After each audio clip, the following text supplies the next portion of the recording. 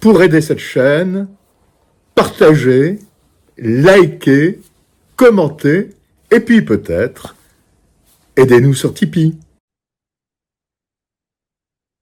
Oui, bonjour mes chers abonnés. Nous sommes donc le samedi 15 février 2025, c'est la revue de presse numéro 442.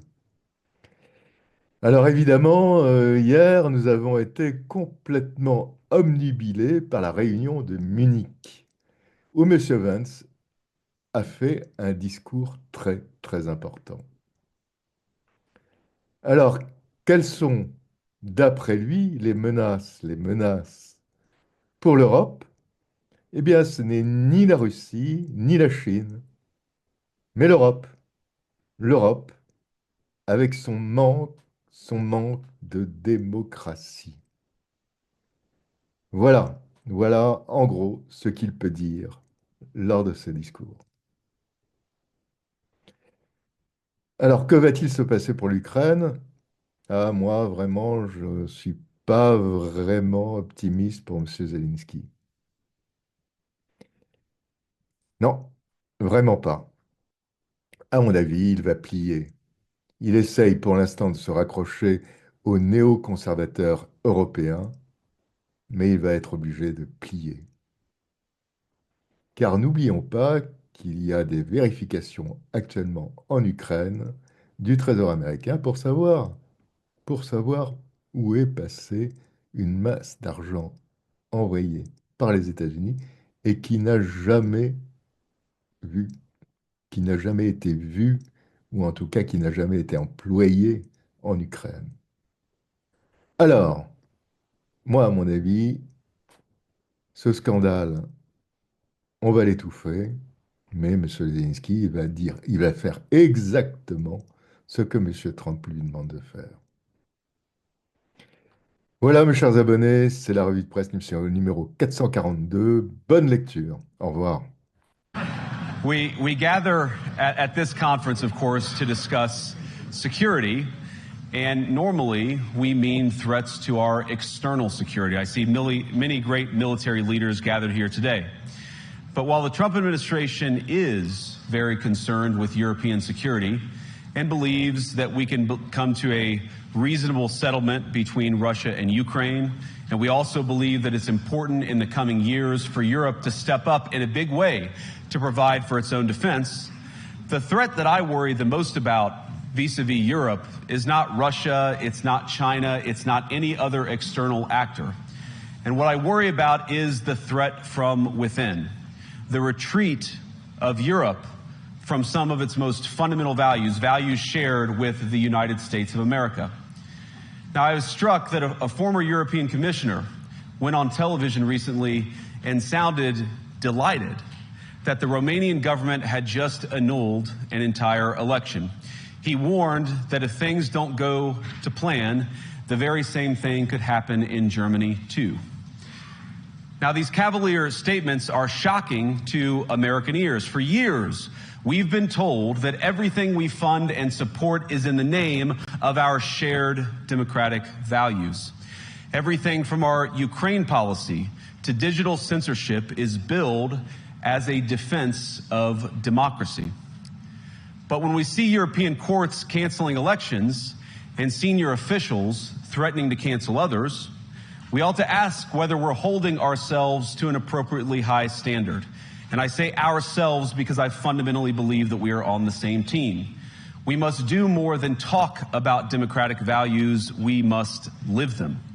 Alors tout d'abord, avant de parler du conflit en lui-même, à Bruxelles a débuté la réunion de Ramstein où seront abordées les questions notamment de la livraison d'aide militaire en 2025 à l'Ukraine, et plus précisément donc sur l'accélération des matériels de défense aérienne, l'aviation, des munitions et les investissements dans l'industrie de la défense ukrainienne.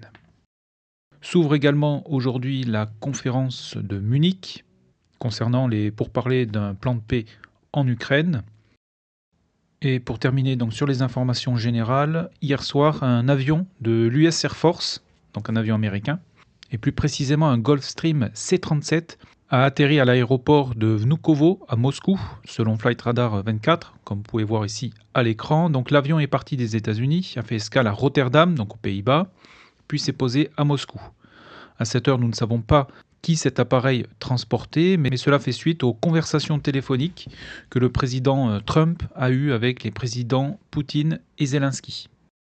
Autre information importante qui nous vient d'Ukraine, dans la nuit, il y a eu une attaque de drone sur la centrale nucléaire de Tchernobyl. Alors Tchernobyl se situe au nord de l'Ukraine, plus précisément au nord de la capitale Kiev, donc Kiev est ici. Le village de Tchernobyl se situe ici exactement. Montré sur l'autre carte, voilà, ici. Donc on a le village de Tchernobyl qui est ici, et au nord de ce dernier se trouve la centrale nucléaire, qui est ici exactement. Il y a eu un impact sur cet abri que vous voyez ici, donc à l'écran. C'est un abri dans lequel se trouve un réacteur qui est déjà détruit et qui sert donc à éviter aux radiations de s'en échapper. A priori, les dégâts sont légers mais à surveiller. L'incendie a été rapidement maîtrisé et les niveaux de radiation restent stables à cette heure. La Chine a toujours pensé que le dialogue et la négociation étaient la seule voie possible pour sortir de la crise et elle a toujours plaidé en faveur de la paix et faciliter les pourparlers. Depuis le deuxième jour du conflit, le président chinois Xi Jinping a proposé de rechercher un règlement politique de la crise par le dialogue. La Chine continuera à maintenir la communication avec toutes les parties concernées et à jouer un rôle constructif dans la promotion d'un règlement politique de la crise. Un coup de téléphone historique entre Washington et Moscou pour des négociations immédiates dans le but de stopper la guerre en Ukraine. La nouvelle a pris presque tout le monde de court. Les Russes, eux, sont ravis. De nombreuses personnes en Occident, à commencer par les dirigeants de l'Union européenne, sont dans l'expectative. Alors qu'une conversation élémentaire normale entre deux personnes bien élevées et polies, des personnes qui mettent leurs différences de côté a eu lieu, beaucoup comprennent parfaitement que la politique consiste à s'asseoir, à parler et à trouver un terrain d'entente. Un rapprochement clivant pour le monde occidental, les États-Unis rejettent l'idée d'une trahison envers l'Ukraine. Il n'y a pas de trahison. Il y a la reconnaissance que le monde entier et les États-Unis sont investis dans la paix. Une paix négociée. Comme l'a dit le président Trump, il faut arrêter les massacres. Une paix envisagée, mais sous certaines conditions pour Washington. Pas d'adhésion de l'Ukraine à l'OTAN et pas de retour à ses frontières d'avant 2014. Des positions défendues par Moscou depuis le début de la guerre, mais redoutées par l'OTAN. Il est crucial que tout ce qui ressort de ces discussions soit durable, que cela ait un caractère pérenne, pas de Minsk III. Nous ne pouvons plus revivre cela. Hors de question pour les Européens de négocier la paix en Ukraine sans eux. Pour que la paix soit durable, c'est-à-dire pour qu'on ne revienne pas 10 ans en arrière avec un cessez-le-feu qui aura été violé 20 fois, alors il faudra que les Européens puissent apporter leur concours. Volodymyr Zelensky appelle à se méfier des propos de Vladimir Poutine sur son intention de faire la paix, alors même que sur le terrain, la guerre continue. Donc voilà pour les informations donc essentielles au 14 février 2025. Donc en résumé, un drone a frappé un abri de la centrale nucléaire de Tchernobyl dans la nuit. Selon les autorités locales, l'incendie a été rapidement maîtrisé et le niveau de radiation reste stable. Les conférences de Ramstein et de Munich ont ouvert leurs portes. Donc la première pour apporter une aide militaire à l'Ukraine et la seconde pour débuter les pourparlers sur le plan de paix en Ukraine. Et sur le terrain, ces 2 derniers jours, les Russes ont avancé donc sur le front de Koursk à l'ouest, où ils se sont emparés d'une bonne partie du village de Sverdlikovo. Sur le front de Louhansk, également des avancées sur la partie nord ainsi qu'au sud du village de Makiivka. Sur le front de Pokrovsk, les Ukrainiens ont sécurisé du terrain au nord de Kotlinier et sur Pichanier. Mais la modification la plus importante de ces 2 derniers jours est à mettre au profit des Russes, et plus précisément à l'ouest de Velika Novosilka, où plus de 10 km² de terrain ont été sécurisés par ces derniers. Vladimir Fedorovski, là, ce que nous assistons, ce qui se déroule sous nos yeux, vous en avez été témoin à une autre époque. Vous étiez proche conseiller de Gorbatchev. À l'époque, Bush père est allé très loin dans le dialogue avec les soviétiques. Qu'est-ce qu'on observe aujourd'hui d'après vous ? Je pense que c'est une claque qu'on a reçue, la claque qui clôt une certaine période. La première claque, c'était les élections de Trump, soyons très clairs. C'est une claque à toute cette filière des anciens trotskistes devenus néoconservateurs américains qui défilent sur votre plateau, les va-t-en-guerre. Première claque. Et deuxième claque, j'étais ravi hier. Je ne vous cache pas. J'étais ravi puisqu'on a renoué avec ce que j'ai adoré. J'ai participé beaucoup à ça, vous avez raison, au temps de Gorbatchev, à la diplomatie un peu secrète. Il y a quelqu'un qui a joué un rôle extraordinaire pour préparer ce coup de fil. C'est pas un coup de fil. C'est plus d'une heure et demie. C'est des vraies négociations. Retenez encore une fois son nom. Il a joué un rôle dans les affaires du Proche-Orient. Witkoff, c'est lui qui a arrangé ça. La réalité, c'est que c'est Trump qui a enclenché la discussion avec Poutine. C'est clair. Guy Carlier, et l'Europe, c'est un camouflet pour l'Europe. C'est incroyable. L'Europe, pour l'ONU, pour tout ce que vous voulez, toutes ces institutions volent en éclats. On a l'impression maintenant qu'on va parler de Poutine. Et c'est comme ça. Trump va parler avec Poutine, avec les dirigeants chinois. Ça va se passer comme ça. Mais la géopolitique... Là, on passe dans un autre monde. Oui, mais la géopolitique, c'est une...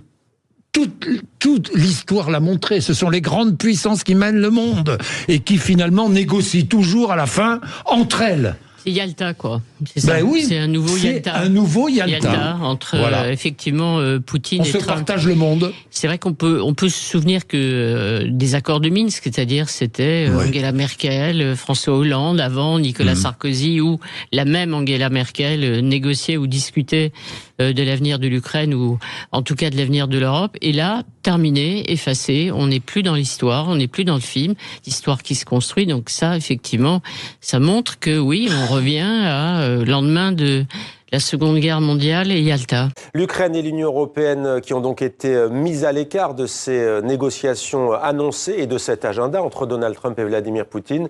L'une de nos équipes a rencontré à Paris le ministre espagnol des Affaires étrangères qui participait à une réunion internationale sur l'Ukraine. Voici la position de José Manuel Alvarez. Écoutez, on ne peut pas décider de ce qu'ils font les autres. Le président des États-Unis a été élu démocratiquement et il prend ses propres décisions. Ce que nous, les Européens, et c'est ce que nous avons fait hier ici à Paris, ensemble avec notre collègue ukrainien, c'est décider qu'est-ce que nous allons faire dorénavant pour la paix en Ukraine. La voix de l'Ukraine doit être entendue et bien évidemment, l'Europe doit être autour de la table, puisque l'agression russe contre l'Ukraine impacte directement la stabilité et la sécurité de l'Europe.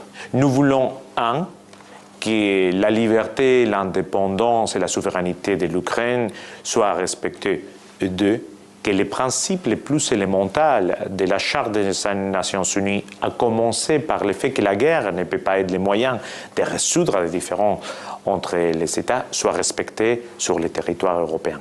Et Yalta, alors comment peut faire l'Europe ? Et que peut faire l'Europe ? Je pense que si j'étais Sinon crier au scandale, dire on veut être là, on veut être là, on veut être là, mais bon. Je pense que les Finlandais, les Polonais doivent commencer à trembler à douter un peu de la puissance européenne. Oui, et de la solidarité européenne. Et de l'unité européenne. Le problème, c'est que ça touche tous les secteurs. C'est-à-dire, bien sûr, on est très concentré sur l'avenir de l'Ukraine après avoir dit, bien entendu, que rien ne pourrait se faire sans les Européens. On va voir comment les Européens seront associés ou pas. Et puis, ça c'est aussi sur le plan économique. Donc, on est totalement bousculé par Trump. Donc, bousculé sur tous les plans par celui qui était notre allié.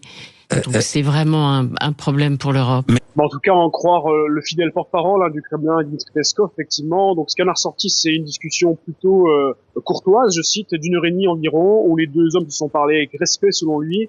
Et c'est une volonté américaine de parler avec la Russie et avec Poutine directement, qui est plutôt appréciée à Moscou, plutôt saluée aujourd'hui et hier dans la presse russe. Effectivement, Dmitry Peskov qui donc lui aussi salue au nom du Kremlin la volonté américaine, encore une fois, de parler d'égal à égal, en tout cas pour eux, entre donc Washington et Moscou. Mais il y a quelque chose qui est extrêmement important, qui est ressorti dans les propos de Peskov hier, c'est une petite phrase donc attribuée à Poutine qui aurait dit, je cite, eh bien qu'il faut éliminer la racine du problème, la racine du mal en Ukraine et trouver une solution pérenne donc à ce conflit ukrainien, je cite.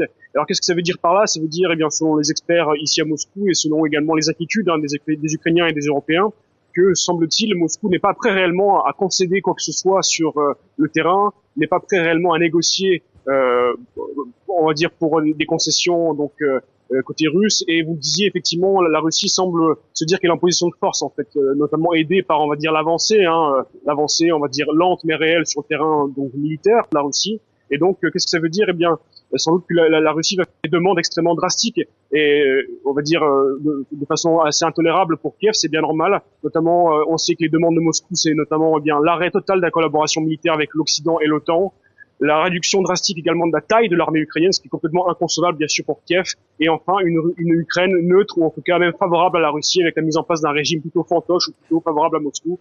Et donc on est encore bien loin de réelles avancées et le chemin sera très long pour trouver un compromis et un accord entre les deux parties.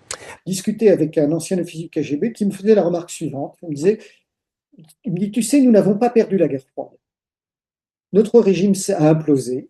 Le communisme ne pouvait pas marcher, le système ne pouvait pas durer, donc ça a été une explosion. C'est terrible pour nous parce que c'est un retour en arrière, mais nous n'avons pas perdu la guerre froide. Aucun char américain n'est rentré sur le territoire soviétique. Nous avons rapatrié toutes nos troupes du pacte de Varsovie. Nous avons arrêté notre influence sur les ex-pays du pacte de Varsovie. Nous avons donné l'indépendance à un certain nombre d'ex-républiques de l'ex-Union soviétique. Nous avons rapatrié toutes les armes nucléaires sans qu'il n'y en ait aucune qui disparaisse entre les mains de terroristes et sans prolifération. Et il m'avait dit la chose suivante, il m'avait dit « Ne nous traitez pas comme des vaincus.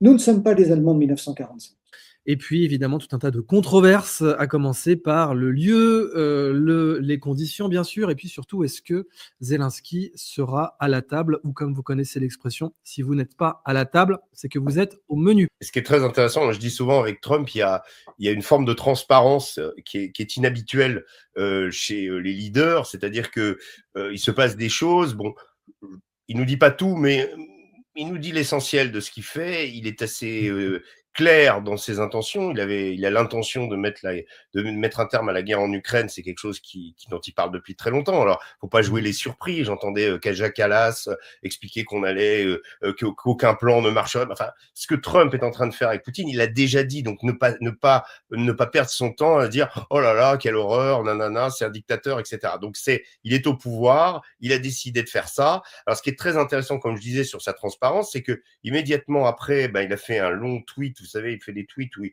prend en photo et il les met là, et il dit je viens d'avoir une longue sur son réseau. Voilà, une longue et très productive conversation téléphonique avec le président Vladimir Poutine. Je vais pas tout lire parce que c'est long. Nous avons parlé de l'Ukraine, du Moyen-Orient, de l'énergie, de l'intelligence artificielle, du pouvoir du dollar et divers autres sujets. Nous avons tous deux réfléchi à la grande histoire de nos nations. Et bref, en plus, il dit, voilà, et aux grands avantages que nous aurons à travailler un jour ensemble.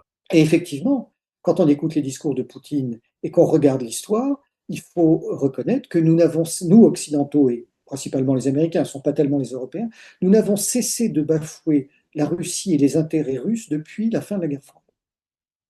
Je rappelle que lorsque Gorbatchev donne l'autorisation de la réunification de l'Allemagne, il est toujours opposé à ce qu'une Allemagne réunifiée rentre dans l'OTAN. Quelque temps après, l'Allemagne réunifiée rentre dans l'OTAN. L'OTAN, qui était une structure totalement défensive et qui n'avait, qui n'était autorisée à intervenir que dans les pays qui étaient des États membres, a commencé à s'étendre, mais surtout l'OTAN en 1989. Voilà. Première chose, l'OTAN aurait dû disparaître. À partir du moment où le pacte de Varsovie a été dissous, l'OTAN aurait dû disparaître. Mais non seulement l'OTAN n'a pas disparu, mais non seulement elle s'est étendue, d'abord à l'Allemagne, ensuite à tous les pays de l'ex-pacte de Varsovie. En 1999, l'OTAN, et ça c'est un changement majeur qu'on oublie souvent, a sorti un texte selon lequel elle était maintenant autorisée, elle s'autorisait elle-même à intervenir hors zone. C'est ce qui s'est passé au Kosovo en 1999, puisque ni le Kosovo ni la Serbie n'étaient des États membres de l'OTAN. Et puis, on l'a vu il y a quelques années, l'OTAN maintenant s'autorise à intervenir dans la zone Indo-Pacifique. Donc c'est quelque chose qui est complètement ahurissant. Maintenant, quand je dis que depuis 30 ans, on regarde les relations entre l'Est et l'Ouest, moi je suis toujours très attaché à l'histoire et je me souviens de ce qui s'est passé en 1918. La résolution et les conditions extrêmement dures qui ont été imposées à l'Allemagne en 1918 sont les racines même de ce qui est devenu la Seconde Guerre mondiale. Sur le plateau de LCI, où là, on était en roue libre totale. L'attitude de Donald Trump vis-à-vis de l'OTAN, quand moi j'entends Dmitry Peskov dire « nous sommes convenus que nous allons éliminer les causes du conflit », je trouve ça extrêmement inquiétant, parce que Poutine ne veut pas que l'OTAN aille plus loin que là où elle était à la fin de. Eh oui, le problème évidemment, c'est que Vladimir Poutine ne souhaite pas l'OTAN, mais Donald Trump non plus. Et c'est là où le bât blesse, puisque le secrétaire américain à la Défense, Pete Hegseth, a expliqué quelle était la position américaine par rapport à ce conflit et à la suite en fait du conflit. Et c'est pas du tout aligné sur ce que veulent les Européens, enfin du moins les atlantistes. We want, like you, a sovereign and prosperous Ukraine. Donc ils veulent une Ukraine souveraine et qui sera dans la prospérité, comme tout le monde. Hein. But we must start by recognizing that returning to Ukraine's pre-2014 borders is an unrealistic objective. Mais l'Ukraine ne retrouvera pas la Crimée, et ni les frontières de 2014. C'est irréel et inachevable. Chasing this illusionary goal will only prolong the war and cause more suffering. Et vouloir récupérer ces territoires, ce sera juste prolonger la guerre et les souffrances. Voilà la position américaine. Donc là, vous vous rendez compte que tous les bellicistes du camp atlantiste, qui sont notamment sur le plateau de LCI, mais ailleurs, sont lâchés par les Américains. Il parle de mettre fin au conflit ukrainien. Mais quand et comment Vladimir Poutine et Donald Trump se rencontreront face à face ne constitue qu'une des nombreuses questions urgentes. La Chine a appelé à un règlement de paix négocié avec 3 éléments clés. La reconnaissance de la part de la Russie et de l'Ukraine, la participation égale de toutes les parties et une discussion équitable de toutes les propositions de paix. Nous avons pris note des rapports pertinents. La Russie et les États-Unis sont des pays très influents. La Chine est heureuse de voir la Russie et les États-Unis renforcer la communication sur une série de questions internationales. En ce qui concerne la crise ukrainienne, la Chine est toujours convaincue que le dialogue et la négociation sont les seules solutions viables et tient l'engagement de promouvoir la paix par le biais de pourparlers. La Maison-Blanche et le Kremlin ont tous deux célébré l'appel de mercredi entre Poutine et Trump comme une avancée majeure dans un conflit qui approche de son 3e anniversaire. Les chefs d'État ont convenu hier, lors d'une conversation téléphonique, qu'ils poursuivraient eux-mêmes les contacts, qu'ils se concentreraient sur une réunion séparée et ont également convenu que des instructions seraient immédiatement données aux assistants concernés afin qu'ils commencent le travail correspondant. Je viens moi-même de parler au président de ces appels et il m'a dit de vous dire à tous que c'était de très bons appels. Ils ont été très positifs. Cependant, le président ukrainien, qui s'est entretenu avec Trump après l'appel avec Poutine, a exclu un accord de paix sans sa participation et il en veut plus. Les garanties de sécurité sont sans aucun doute une priorité pour nous et nous ne voyons pas de garantie sans vous. Qu'est-ce que c'est ? Je sais que les Américains, vous savez qu'ils ne veulent pas que nous fassions partie de l'OTAN, pour être honnête, et ce sera très difficile pour nous. La demande d'adhésion à l'OTAN de l'Ukraine n'est qu'un des principaux points chauds avec les frontières et le territoire qui complique un accord de paix potentiel. Mais l'administration Trump affirme que l'adhésion à l'OTAN est irréaliste avant la réunion de Zelensky avec le vice-président J.D. Vance et le secrétaire d'État Marco Rubio à Munich vendredi. J'envoie le secrétaire au Trésor Scott Bessent, c'était en Ukraine. Cette guerre doit et va bientôt prendre fin. Et il continue. Trop de morts et de destruction. Les États-Unis ont dépensé des milliards de dollars dans le monde sans grand résultat. Quand l'Amérique est forte, le monde est en paix. Il y a quand même l'idée visiblement qui veut arrêter de payer autant. Je crois qu'il y a plusieurs choses. Il y a effectivement l'idée d'arrêter de payer autant, mais on va dire que tout le monde est traité à la même enseigne. Oui, les pays de l'OTAN, en Europe, eux aussi sont amenés sont invités à participer, à mettre leur écho. Voilà, donc c'est Trump qui veut absolument en finir avec cette guerre, et il a raison, puisqu'on parle quand même de millions de morts, selon les chiffres officieux. Là, vous avez Le Monde, la BBC, tout le monde qui se demande où sont passés les 10 000 soldats nord-coréens. Mais où ? Mais oui, mais ont-ils jamais existé en fait? Ils sont dans la pièce avec vous, ces 10 000 soldats nord-coréens, avec l'aile gauche de la Macronie également? Incroyable. Donc c'est un peu compliqué. Donc nous n'avons pas tenu nos promesses sur l'extension de l'OTAN. Nous n'avons cessé finalement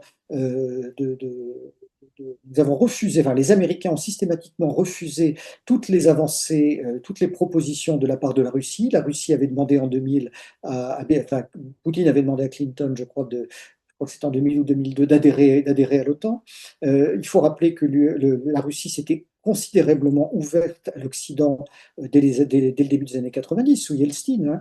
Un homme comme Jeffrey Sachs, dont le jugement est toujours très pertinent, était un des économistes américains sur place. Ils ont imposé une cure à l'économie russe qui a été une vraie catastrophe. Ils ont essayé de la faire passer en 5 ans d'un régime communiste à l'économie planifiée à un régime libéral. Mais la CIA travaillait, le FBI travaillait, était sur place en Russie. Il y avait l'opération Ciel ouvert. Les Russes nous ont vraiment ouvert les portes. On ne peut pas dire qu'il n'ait pas fait ce qu'il fallait. Mais malgré ça, on a continué à les traiter comme les vaincus. À chaque fois que les Russes ont demandé que leurs intérêts de sécurité soient pris en compte, qu'une nouvelle architecture soit prise en compte, rien n'a été fait. Et je rappelle qu'ils n'ont jamais réagi, c'est peut-être là un de leurs torts. À chaque fois que l'OTAN s'est étendue, les Russes n'ont pas réagi. Et donc, ça a renforcé les Américains sur le fait qu'ils pouvaient continuer à pousser et que de toute façon, les Russes ne réagiraient pas. Et je dirais qu'on se souvient tous du discours de Poutine à Munich qui a commencé à dire 2008. Là, attention, ça va, 2007, je crois, ça va loin. Il a commencé à réagir en Géorgie, en 2008, Séti et Abkhazie, et il a commencé à prévenir ce qui allait se passer en Ukraine. Encore une fois, je rappelle, en Ukraine, ce qui s'est passé en 2014 est un coup d'État financé par l'Occident contre un président Yanukovych élu légalement et démocratiquement dans une élection où étaient présents des observateurs de l'OSCE, l'Organisation pour la sécurité et la coopération en Europe, et que à partir du moment où si les Ukrainiens avaient attendu 1 an de plus, il y avait des élections, donc ils auraient pu renverser légitimement Yanukovych plutôt que de faire un coup d'État. Donc et d'ailleurs, Trump en veut toujours un peu à Zelensky, qui, lorsqu'il était président et en campagne pour sa réélection, Zelensky ne lui avait pas fourni les preuves demandées de l'implication du fils Biden dans les affaires de corruption. Et à l'époque, il avait d'ailleurs menacé d'arrêter l'aide à l'Ukraine si Zelensky ne lui fournissait pas ces preuves, ce qui avait d'ailleurs déclenché une enquête aux États-Unis. Quant à Poutine, eh bien, si la guerre s'arrête et qu'il obtient le fait que, officiellement, l'Ukraine ne rentrera pas dans l'OTAN, puisque cela vient d'être déclaré par le secrétaire de la Défense. C'était quand même l'un des buts de guerre de Poutine. On aurait pu peut-être y réfléchir avant et éviter cette guerre. Et donc il obtient ce qu'il voulait, la non-entrée de l'Ukraine dans l'OTAN, et bien sûr les gains territoriaux, la reconnaissance, si ce n'est officielle, du moins tacite, de la possession de la Crimée et probablement du Donbass. Donc l'Ukraine est flouée, mais ses buts de guerre, récupération du Donbass, récupération de la Crimée, étaient réalistes. Et en fait, l'urgence pour l'Ukraine, c'est de développer son économie, de passer à autre chose, de lutter contre la corruption et effectivement de profiter de ces nombreuses ressources pour développer de façon saine l'économie. Arnaud Dubien, c'est une constante en géopolitique. Les grandes puissances règlent généralement les conflits entre elles, au mépris de tous les autres. Oui, dans l'histoire, c'est plutôt ça. Alors évidemment, c'est très contraire à la vision européenne actuelle, à notre logiciel mental de ces dernières décennies. Certains diront un retour en arrière, d'autres diront un retour aux réalités. Ceci dit, rien n'est fait et le dossier est extrêmement complexe. Rien ne dit que les discussions entre Poutine et Trump seront faciles. Il y a eu une agression russe au sens militaire du terme, c'est clair, une opération spéciale. Quand on essaie de nous vendre que la Russie veut envahir l'Ukraine, on voit que ça n'a aucun sens. D'abord, les Russes n'en ont pas les moyens militaires. Quand on nous sort tous les 2 mois, ça a été le cas avant Noël encore, du patron des services allemands en disant d'ici 2030, la Russie envahira l'Europe. Alors là, dans le mensonge le plus éhonté, tous les chiffres le prouvent, population, économie, démographie, forces armées. On est là dans une propagande absolument intense de l'Occident. Et on avait une réunion la semaine dernière avec quelques-uns de mes amis de la DST, qui était le contre-espionnage français pendant la guerre froide, pour qui Moscou était l'ennemi numéro 1. Et ce qui est ressorti de ces discussions, c'est que tous arrivaient à la conclusion que la désinformation et la propagande occidentale aujourd'hui sur le conflit ukrainien est infiniment supérieure à ce qu'était la propagande et la désinformation de l'Union soviétique pendant la guerre froide. Clairement, l'avenir de l'Ukraine, c'est Washington et Moscou. Il n'y a plus d'intermédiaire. C'est même pas Kiev. Quand Donald Trump, un seul exemple, dans cette journée absolument folle qu'on avait vécue hier, qui a commencé par Pete Hegseth, le secrétaire d'État à la défense, le secrétaire à la défense américain en préambule de la conférence de Munich, qui explique 4 points. 1, les Européens, vous allez devoir payer largement, il use le terme overwhelmingly fund Ukraine. Largement, de façon écrasante, l'Ukraine. À la suite, ça va être vous qui allez payer. Ensuite, vous avez intérêt à augmenter votre budget parce qu'on ne va pas l'Alliance, parce que la conférence de Munich, c'est ça. L'Alliance, l'OTAN, on ne va pas continuer à payer de façon aussi déséquilibrée si vous n'augmentez pas vos budgets. C'était d'ailleurs Trump qui disait plus d'investissement dans l'OTAN tant que les Européens eux-mêmes ne seront pas capables de financer et de payer. Absolument. Ouais. Troisième remarque, l'Ukraine n'espérait pas retrouver vos frontières d'avant 2014. Ouais. Ça, c'est clair. Et dernier point fondamental, vous n'allez pas rejoindre l'OTAN. Alors face à ça, ça a été la première salve, on va dire, de l'administration, très carrée, beaucoup moins... vous savez, Pete Hegseth, on l'a caricaturé. C'est vrai qu'il a un peu une tête de G.I. Joe, des poupées Barbie. Il a cette bouille. On a dit c'est un peu. Il a fait un bouquin où il apparaît. C'est vraiment l'américain avec les tatouages, etc. Ancien militaire aussi. On s'est dit ce type au Pentagone. Bon, il se retrouve au Pentagone. Et on remarque quand même qu'il a un côté carré. Et quand il dit les choses, on a vraiment retenu hier ce qu'il a dit, peut-être plus que les propos de Trump, qui sont en gros l'appui de tout ce qui a été dit. Mais quand Trump parle, parfois on a une espèce de ronron qui se fait. Exactement. Là, le plan, la route a été tracée. Là, c'est l'opérationnel qui parle. Voilà comment ça va se passer. Voilà. Vous allez voir qu'avec Tulsi Gabbard aussi, ça va décoiffer. Ça va être clair, net et précis. Et donc, quelque part, ce qui est intéressant, c'est qu'il y a un peu une sorte, ce qui n'existait pas pendant le premier mandat de Trump, la bête est encadrée. Il a appuyé, mais aussi encadré. Une phrase restée célèbre au moment de la guerre du Vietnam, dont on a parlé tout à l'heure. Il avait été auditionné, il était capitaine au Vietnam. Il a servi 3 fois, je crois, 3 rotations. Et il disait, devant le Sénat, on lui avait demandé... on lui posait une question, il avait conclu en disant « How do you tell a man, comment vous expliquez à un homme that he has to be the last one to die for Vietnam ?» Comment vous expliquez à un homme qui doit être le dernier à mourir pour le Vietnam. Et en imaginant les Ukrainiens, j'ai pensé à ça, je me suis dit, quand on est un soldat ukrainien dans sa tranchée du côté de Pokrovsk et qu'on entend ce qui se passe avec Zelensky qui est évincé ou presque, les Américains lui disent faites des élections et ça. Trump dit vu que sa cote de popularité, je suis pas sûr que ça se passe très bien pour lui. Oui, et puis il y en a d'autres qui lui font concurrence, notamment l'ancien Zaloujny, l'ancien chef d'état-major des armées, Boudanov, il y a plein de figures qui ont émergé dans cette guerre et donc le sort de Zelensky est en suspens et j'imagine un Ukrainien justement, je me dis qu'est-ce que je vais faire ? Dans quel état d'esprit sont-ils aujourd'hui pour remonter à l'assaut un lendemain avec des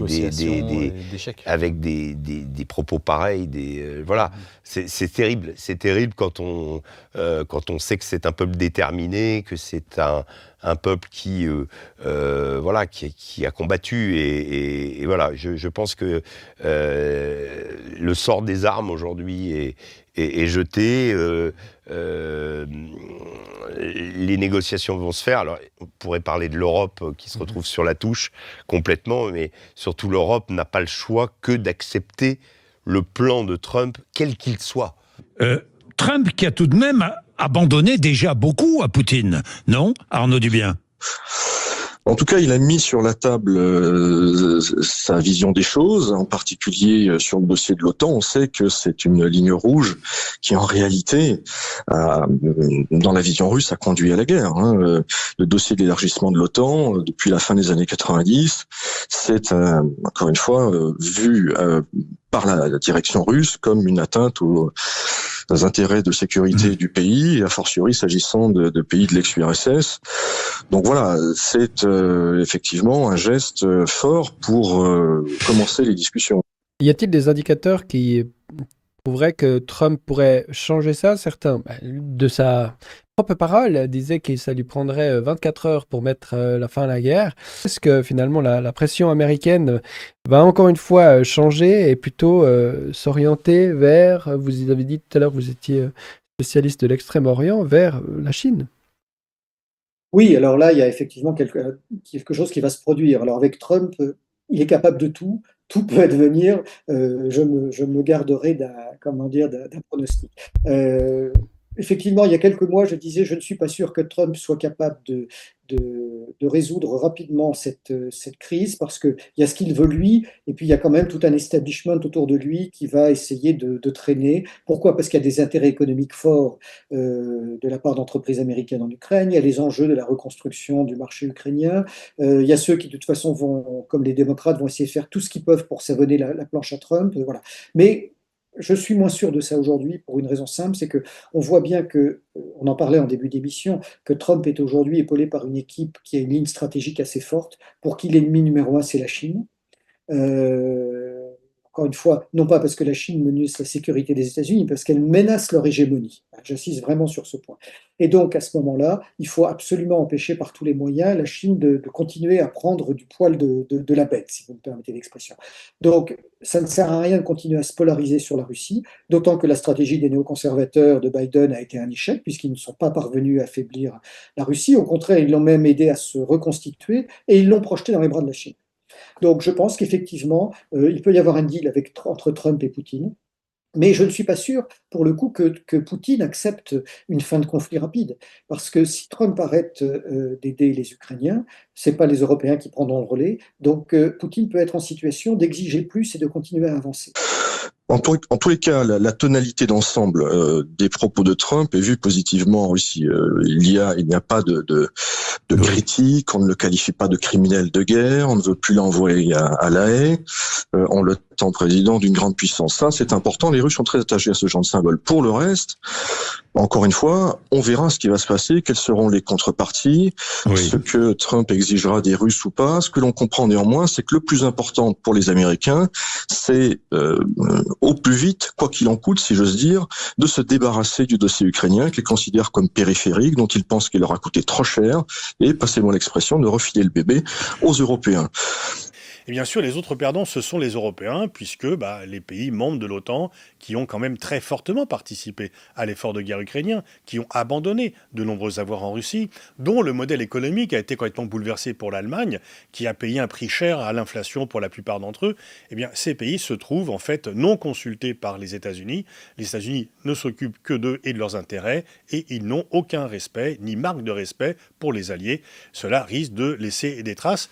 Mais pour ceux qui, depuis longtemps, ne faisaient que confiance aux États-Unis pour leur sécurité, qui pensaient que l'Alliance Atlantique était le seul alpha et omega et donc qu'il ne fallait pas résister aux États-Unis pour obtenir la protection, c'est peut-être quand même un wake-up call nécessaire et qui devrait quand même conduire à réviser un peu ces jugements. On se pose la question, elle est simple, est-ce que Volodymyr Zelensky ne sera pas le dindon de la paix? Est-ce que c'est pas sur lui, son départ du poste de président de l'Ukraine après 3 ans à tenir les rênes face à la Russie? Est-ce qu'il ne va pas faire les frais de cet accord de paix signé entre l'Amérique et la Russie? Il y a de grandes chances si l'on écoute Donald Trump.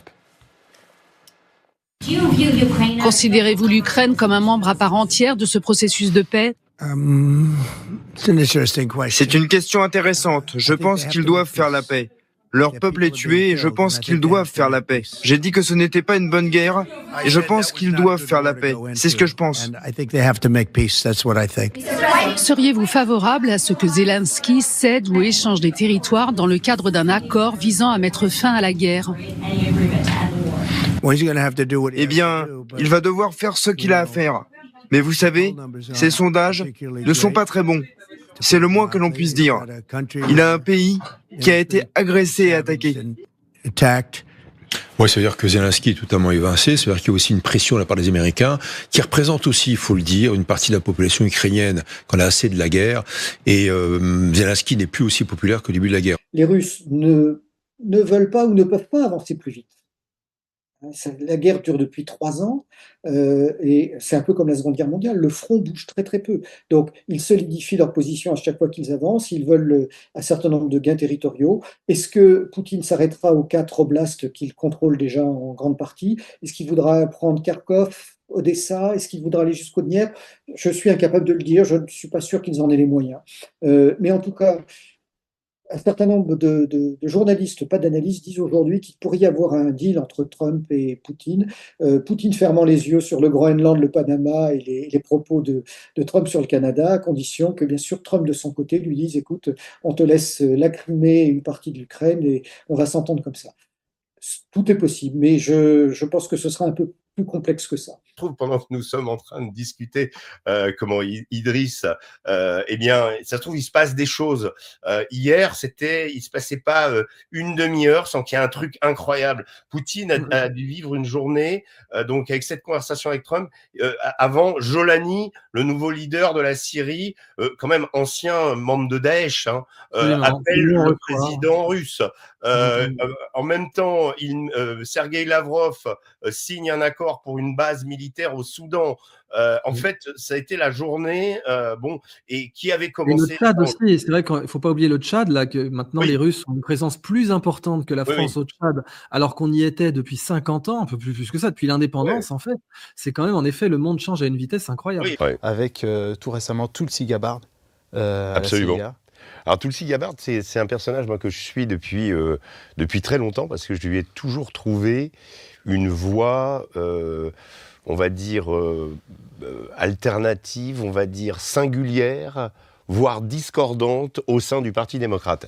Elle était élue d'Hawaï et elle avait pour habitude, toutes les semaines ou presque, de faire un point presse, mais sur les réseaux sociaux, où elle intervenait. Elle parle très bien. On l'a pu le voir d'ailleurs au moment de l'audition pour sa nomination devant le Sénat. D'ailleurs, elle a asséné quelques piques à destination de ses adversaires habituels. Et son leitmotiv à cette femme, c'est de dire, de lutter contre les interventions longues, coûteuses, sanguinaires, dans lesquelles se sont illustrés les États-Unis depuis 20-30 ans, on va dire, même avant, puisque la guerre du Vietnam était aussi la première, vraiment une boucherie, bien sûr, avec des pertes colossales chez les Nord-Vietnamiens, plusieurs millions de morts, et chez les Américains, 58 000 GI quand même. Donc la vision de ces interventions, à l'époque faites au nom de la doctrine du containment, c'est-à-dire d'essayer d'éviter que le Vietnam ne tombe dans l'escarcelle de la Russie soviétique, le combat entre le bien et le mal, le combat entre le communisme, etc. Donc cette intervention qui ensuite a donné lieu, de la part des Américains, à moins d'interventions, à des choses plus petites, plus contrôlées, à un rôle démultiplié de la CIA à l'époque, et on parlera peut-être un peu après de la CIA, mais c'est-à-dire qu'il va intervenir soit à travers des faunées, on va dire, pour essayer justement de susciter des révolutions un peu partout dans le monde. Avec des partis d'opposition. Allant dans l'intérêt des États-Unis.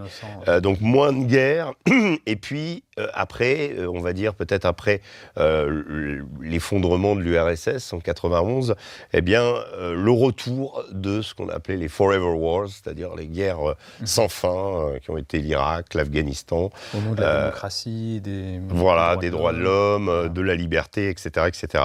Et elle a toujours eu cette voix au Parti démocrate qui n'était évidemment pas la voix dominante, puisqu'on était plus sur l'interventionnisme, on était plus sur un Parti démocrate, on va dire, aux mains des néoconservateurs, surtout dans la période Biden, où finalement les sources du pouvoir aux États-Unis étaient beaucoup plus occultes, et c'était certainement pas ce président sénile qui dirigeait et qui tirait les ficelles, même si tous nos dirigeants, Emmanuel Macron en tête, nous assuraient que Joe Biden était fermement aux commandes des choses.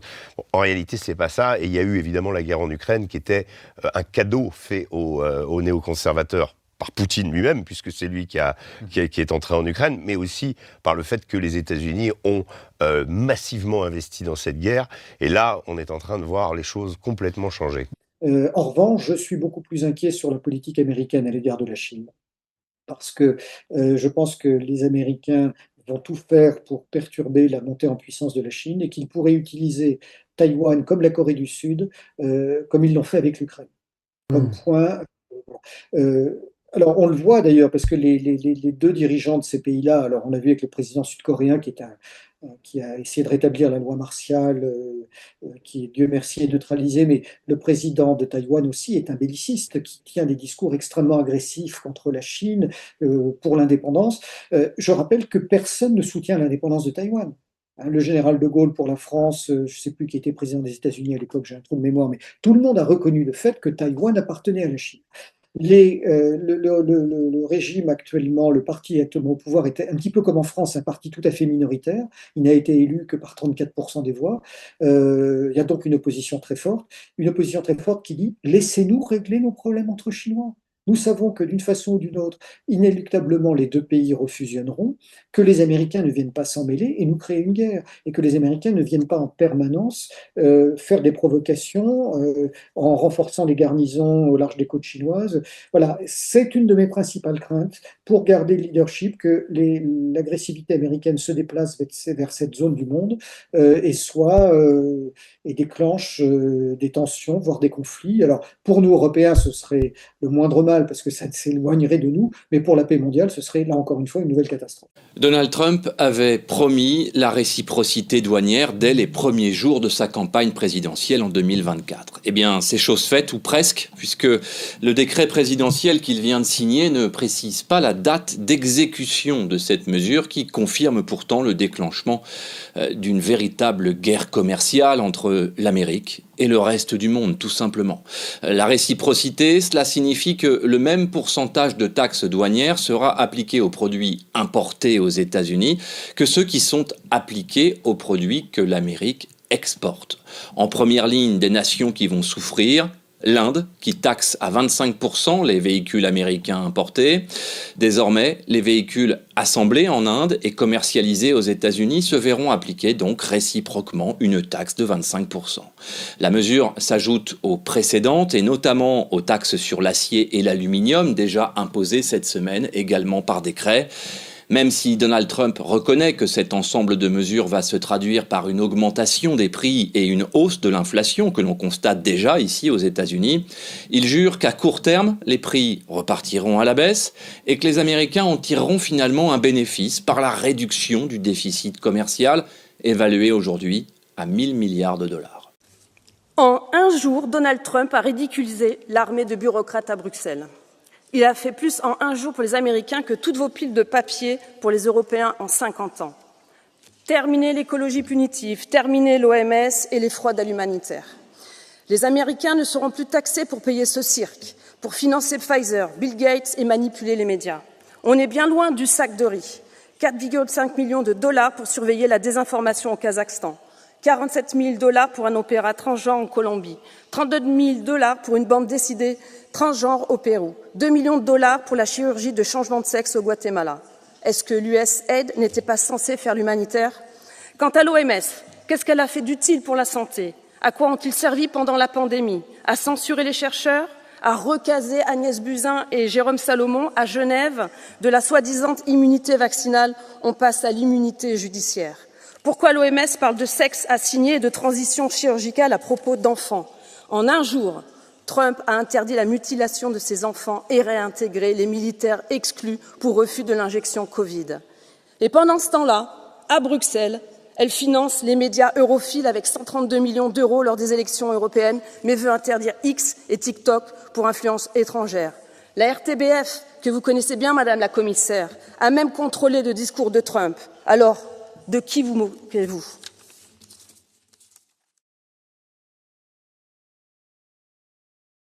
Sur les lieux du drame, une Mini Cooper blanche et des effets personnels.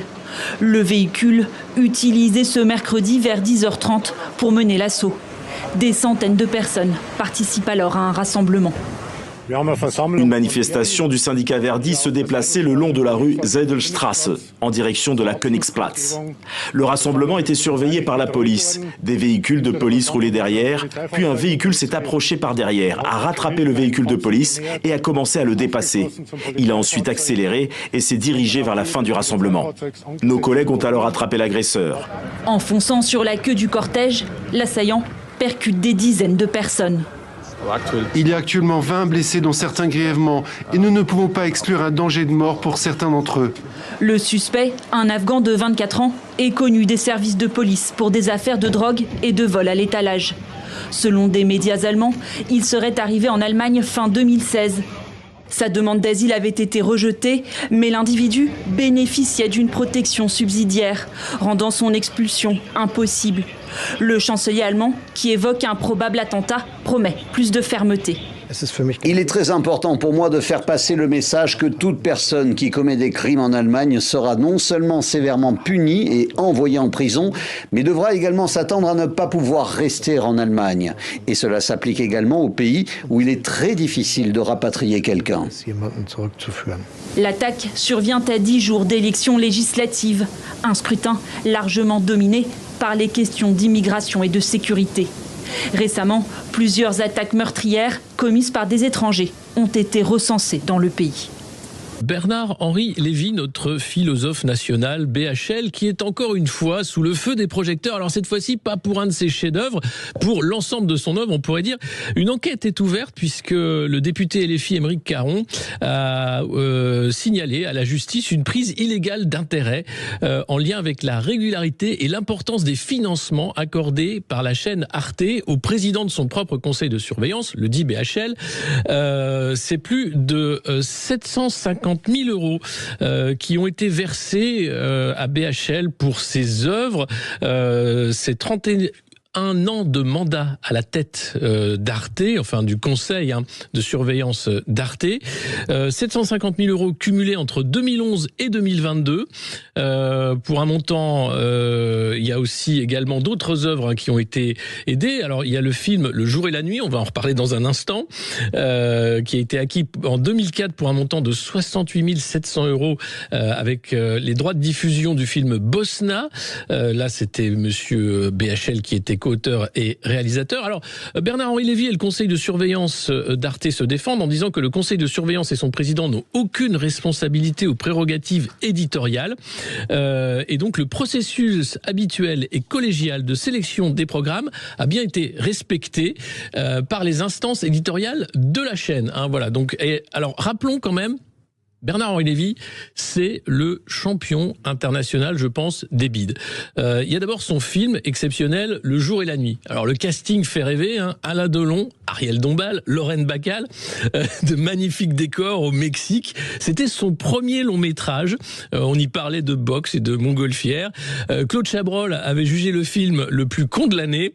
Et c'est aussi, sans doute, le moins vu à l'époque. 73 147 entrées en salle. Alors c'est plus qu'une pour toutes. 13 000 entrées en salle, mais quand même, il faut savoir que ce film qui avait été réédité en DVD en 2010, eh bien, on n'a pas les ventes de DVD, il n'y a pas les chiffres. Ensuite, il y a le Serment de Tobrouk. Alors, le Serment de Tobrouk, là, c'est 2 heures de monologue de BHL sur la guerre en Libye et pourquoi c'était bien d'aller tuer Kadhafi pour faire le bordel en Libye. Alors là, le Serment de Tobrouk, c'était en sélection officielle au Festival de Cannes, hors compétition. Et là, il faut savoir que ce film a fait 2450 entrées en France. Alors là, on est encore en dessous de Une pour toutes, c'est vous dire. Et puis, il y a eu sa pièce de théâtre Hôtel Europe qui a été décommandée, qui devait jouer pendant 2 ou 3 mois et qui n'a joué que 4 semaines, je crois, quelque chose comme ça.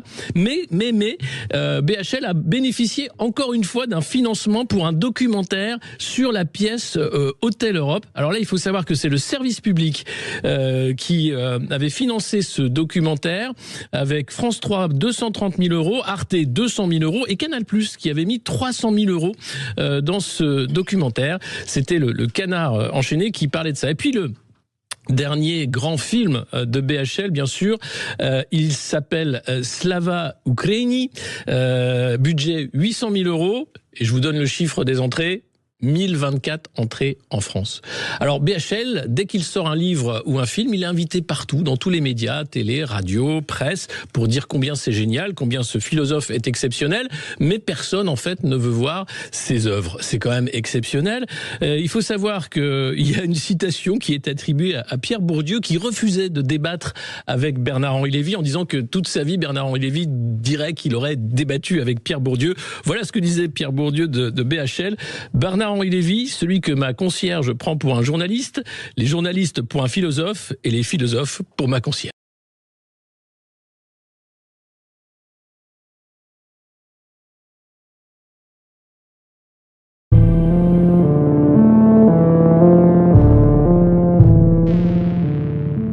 Alors, pour aider cette chaîne, partagez, likez, commentez, et puis peut-être, aidez-nous sur Tipeee.